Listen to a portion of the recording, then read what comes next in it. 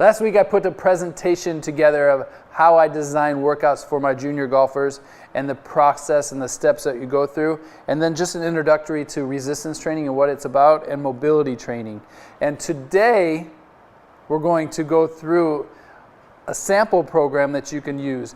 It's not easy, it's impossible pretty much for me to design a program for each person with one video, obviously, but I'm going to do my best to use the most popular exercises, the ones that people can use the easiest and it works the best, and show you that today throughout this program. All right, so here we go. So we want to make sure that we warm up before any exercise routine. You want your body warm and blood flowing, and I gave you 3 really good exercise warm-up routines that you could do a couple weeks back. So you can always use those before your workouts. So the first thing and the hardest thing that we always try and teach is coordination, and that's understanding how to move your body, keep one part of your body stable while the other part moves, and moving it well. So I like to start our programs or our exercise routines just with 3 simple. It takes you 2 minutes, and we're going to go over those now. This is Vanessa. She's going to be the subject, so I can explain things while she's doing them. So the first thing we're going to do is called a pelvic rotation. She's going to use the stick. You can use a golf club, or if you're really good and advanced, you don't have to use anything at all. But we're just going to use a stick just because I recommend using that at first when you start. So she's going to use the stick, keep her upper body stable, and then she's going to turn her lower body in a rotary motion. I don't want to see any side to side, so we're going to make sure the shoulders don't move and the hips are going in a nice rotary motion. 15 to each side is a good number. So the next one is going to be a shoulder rotation while the lower body stays stable. So she's going to put the stick or golf club across the chest. Make sure that you keep the lower body from moving and you're turning. I don't care how far you can turn. You're just going to turn back and forth. But make sure that that lower body stays stable. You're going to use the glutes and the core for that. Again, 15 is a good number. And then the last one that we're going to do is a tough one for a lot of people. It's called the pelvic tilt. So again, she's going to use a stick to stabilize her upper body, and then she's going to push her butt out, creating an arch in her lower back, and then she's going to tuck the butt under, and then what's going to happen is the abs are going to do that, and that's the same motion you're making throughout the golf swing. The main thing here that I see is a lot of people move their knees too far forward when they tuck under, so just be aware of that. If it's really tough for you to still and you're not moving, or you're moving from your upper body, you can grab onto a fixed thing like a pole or something that's not going to move as well as a stick. And then, again, 15 to each side is a great number for those. So 3 really good coordination drills that are going to help you understand how to move your body and make sure that you're moving your body well for your swing. Next, we're going to go over 3 activation exercises. And activation is really important because it helps your mind and muscles to connect. So the 3 biggest things is we want the rotary muscles to be activated, we want the core or the abdominal wall to be activated, and we also want the glutes to get activated.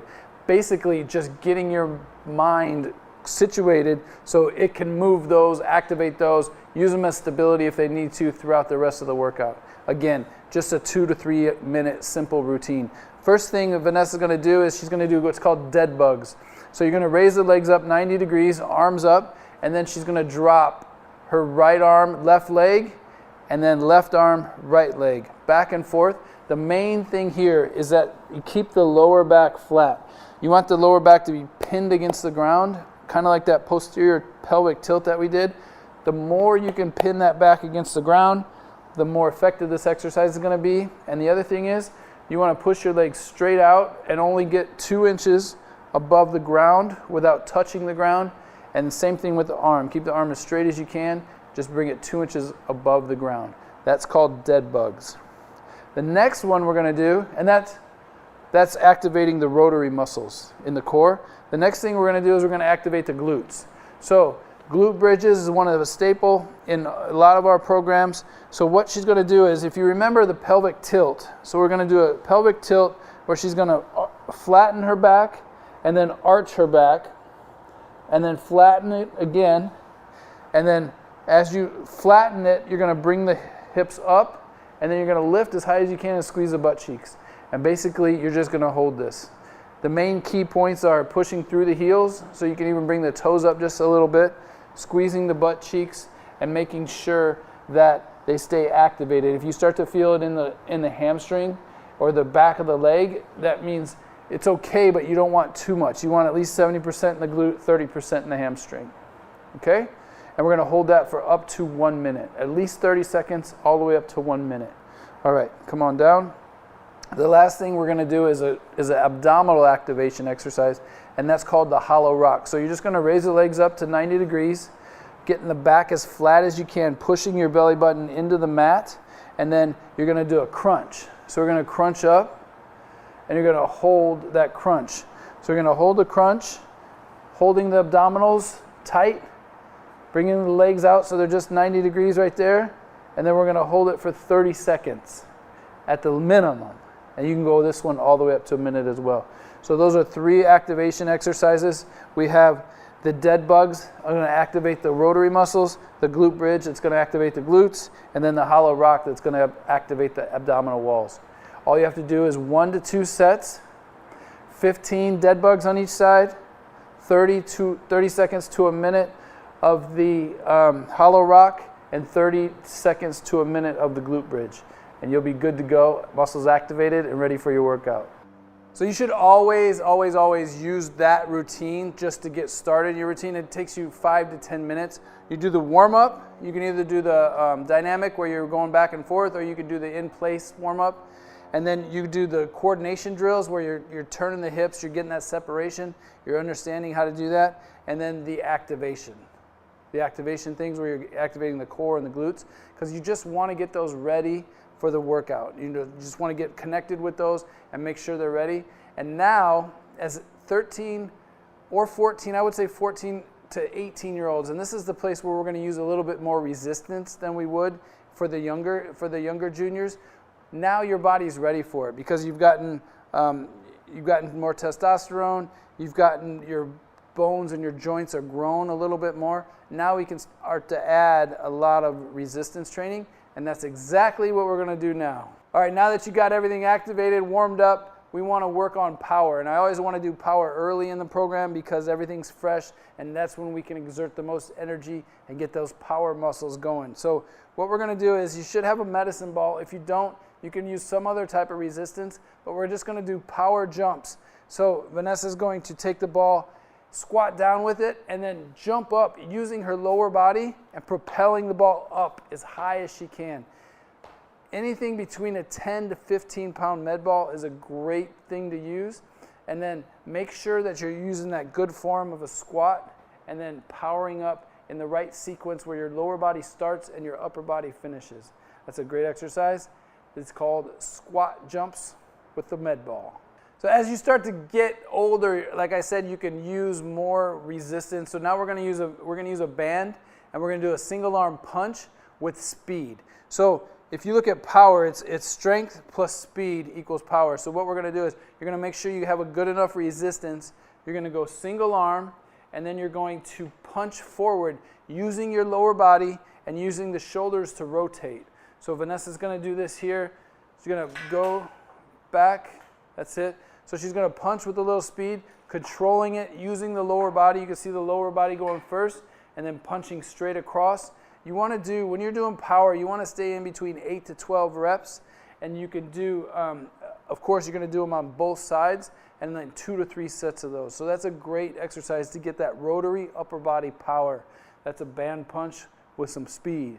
This next exercise is a staple in all of our routines, and it's so important to make sure your back is strong as much as you're bent forward, studying on your phones, over putts, over on the driving range. Everything we do is in front of us, so we got to make sure that back is strong. So this is a staple in every program. So what we're going to do is we're going to do rows with a band.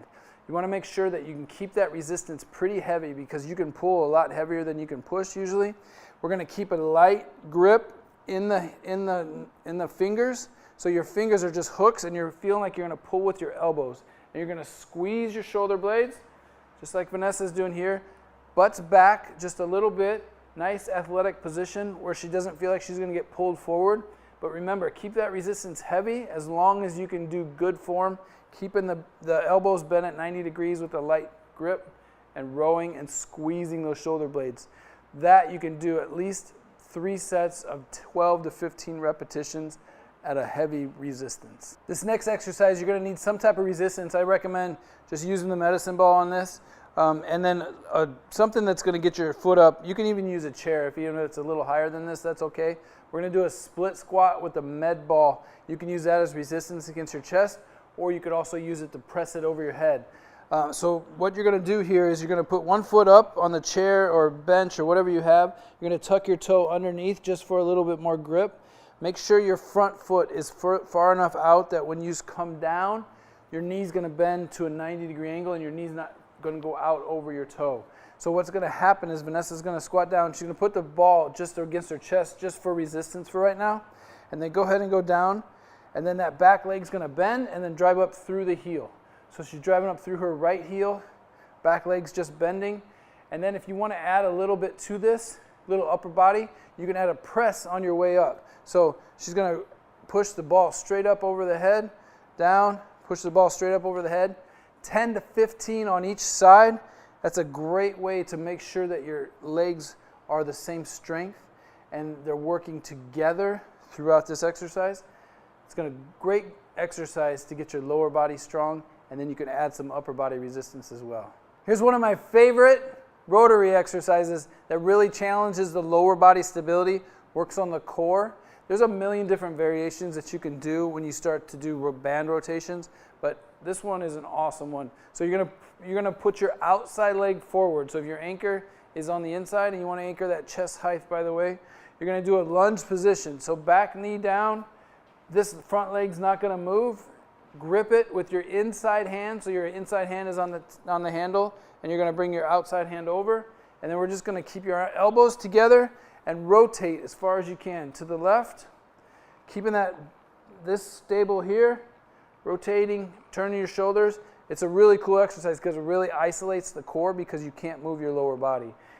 15 to 20 repetitions on each side is a great number to shoot for with a medium to heavy resistance. When it comes to golf-specific rotation, anti-rotation exercises are really important. And that's where gravity is trying to rotate your body, but you have to resist against it. That's really going to make your rotary muscles stronger. So one of my favorite for here is, it's called a plank with shoulder tap. So Vanessa's going to go to the top of a push-up position and then get into a plank position where the body is flat. And then from here, she's just going to tap her shoulder with the opposite hand, hold for 3 seconds.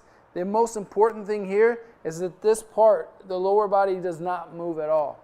A little tip is you can go a little bit wider to make it easier or challenge yourself by going feet narrow.